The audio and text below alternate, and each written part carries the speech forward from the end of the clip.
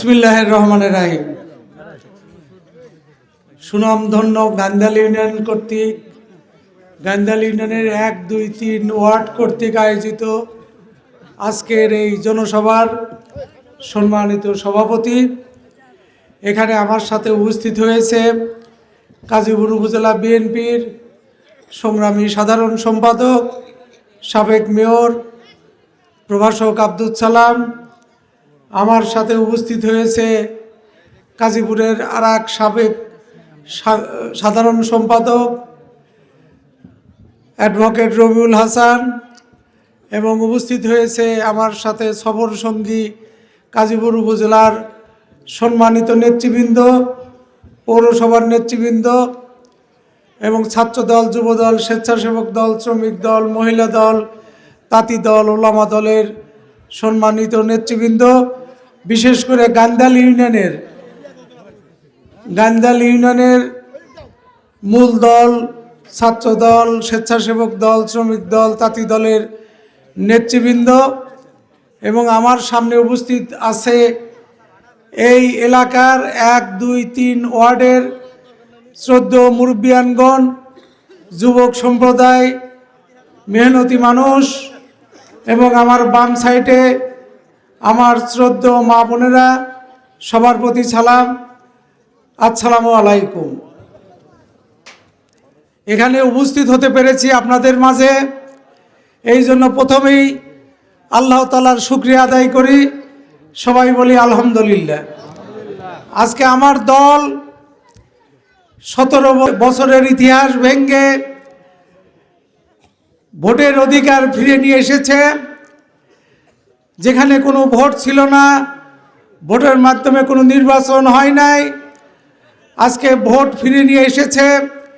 আপনারা যারা ভোটার, আপনাদের মূল্যবান ভোট আপনারা দিতে পারেন নাই, আপনাদের কাছে অনুরোধ যে ভোটের অধিকার যেহেতু ফিরিয়ে এনেছে, আপনাদের মূল্যবান ভোটের মাধ্যমে আগামী ফেব্রুয়ারির 12 তারিখের নির্বাচনে আপনারা আপনাদের মূল্যবান ভোট দিয়ে, বিশেষ করে আমাদের ছাত্র সমাজ, যুব সমাজ যারা ভোট দিতেই পারে নাই, ভোটের সেন্টারে যেতে পারে নাই, আজকে যাদের 28 বছর, 30 বছর, 32 বছর বয়স, তারা ভোট দিতে পারে নাই, এই সুযোগ আপনাদের সামনে নিয়ে এসেছে আমাদের নেতা তারেক রহমান।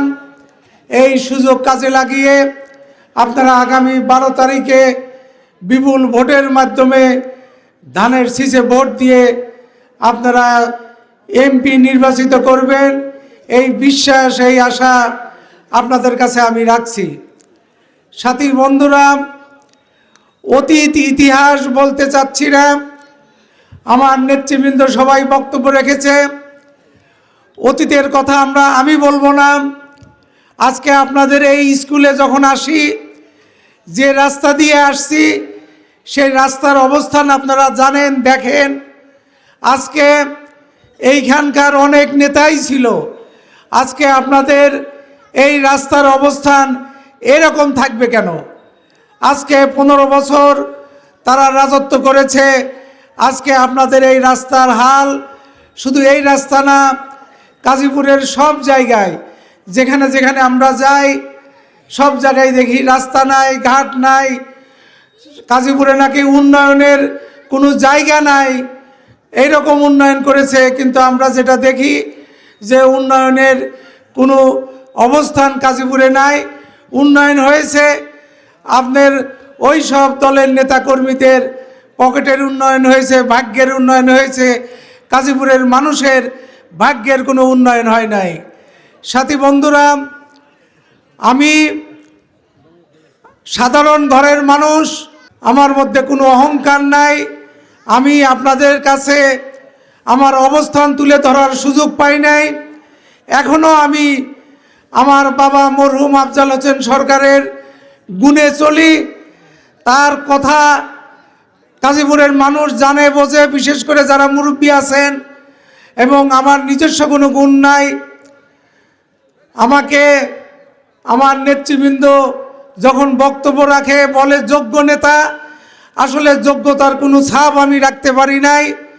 আমি আপনাদের কাছে অনুরোধ রাখবো যে একটিবার আমাকে একটু সুযোগ দেন আমার যোগ্যতার ছাপ দেখানোর জন্য। এবং আমি চাই প্রতিহিংসার রাজনীতি করব না, গাজীপুরে জিজ্ঞাসার রাজনীতি করব না। আমরা রাজনীতি করব সবাইকে সাথে নিয়ে। আমরা গণমানুষের নেতা হতে চাই। আমার বিএনপি দলের নেতৃবৃন্দকে সাথে করে নিয়ে, আপনারা যারা মুরব্বী আছেন আপনাদের পরামর্শ নিয়ে আমরা চাই গাজীপুরে সহ অবস্থান করুক, সবাই যার যার মতো রাজনীতি করুক। এবং আওয়ামী লীগের মতো রাজনীতি করবে, তাদের কথা বলবে। আমরা যারা বিএনপি করি আমরা বিএনপির কথা বলবো। অন্য দল জামাত বলেন আর যারাই বলেন তারা তাদের কথা বলবে। আপনাদের কাছে যাদের কথা ভালো লাগবে আপনারা ওই দলে যোগ দিবেন। আমরা ওই রাজনীতিতে বিশ্বাসী। আমরা গাজীপুরকে একটি সুন্দর গাজীপুর গড়তে চাই, যে গাজীপুরে প্রতিহিংসা থাকবে না, যে গাজীপুরে মাদক থাকবে না, যে গাজীপুর অত্যন্ত সুন্দরভাবে চলবে, যে গাজীপুর সফলতার মুখ দেখবে। অতীতে যে গাজীপুর চলেছে এই গাজীপুর আমরা চাই না। আমরা আপনাদের পরামর্শ নিয়ে, আমার নেতৃবৃন্দের সহযোগিতা নিয়ে একটি সুন্দর গাজীপুর গড়ার লক্ষ্যে 12 তারিখের নির্বাচনে আপনাদের ভোট চাই। দয়া করে আমাকে আপনাদের ছেলে সন্তান ভাই ভাতিজা যেটাই মনে করেন আমাকে দয়া করে 12 তারিখে আপনাদের কাছে আমি ভোট ভিক্ষা চাই। একটিবার আমাকে সুযোগ দেন।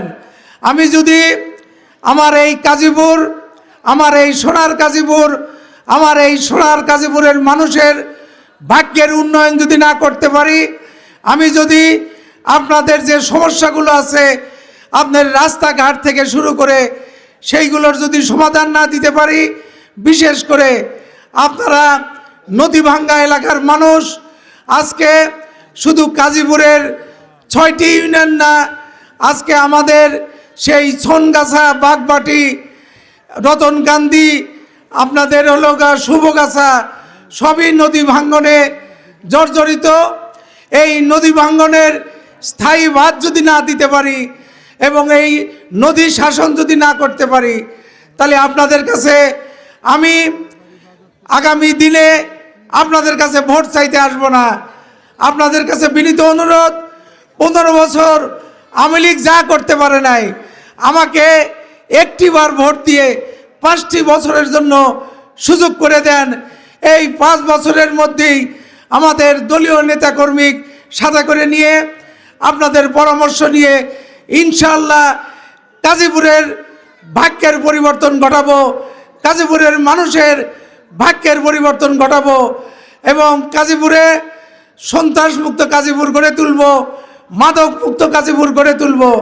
সাথী বন্ধুরা, আমরা চাই গাজীপুরে অন্ততপক্ষে সবাই আমরা যাতে মুরব্বীদের সম্মান দিতে পারি। আমার ছাত্র দল, যুব দল, স্বেচ্ছাসেবক দল, তাদের অনেক ত্যাগ আছে। এই 17 বছরে তারা অনেক ত্যাগ স্বীকার করেছে। তার মানে এই না যে দল ক্ষমতায় আসলে তারা যা ইচ্ছা তাই করবে। এই 14-15 মাসে যে যা ঘটার কথা গাজীপুরে ওই রকম ঘটে নাই, তবে যে কিছু ঘটে নাই এটা আমরা অস্বীকার করব না।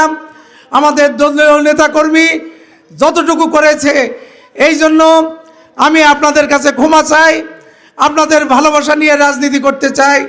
সামনের দিনে বিএনপি ক্ষমতায় আসবে ইনশাআল্লাহ।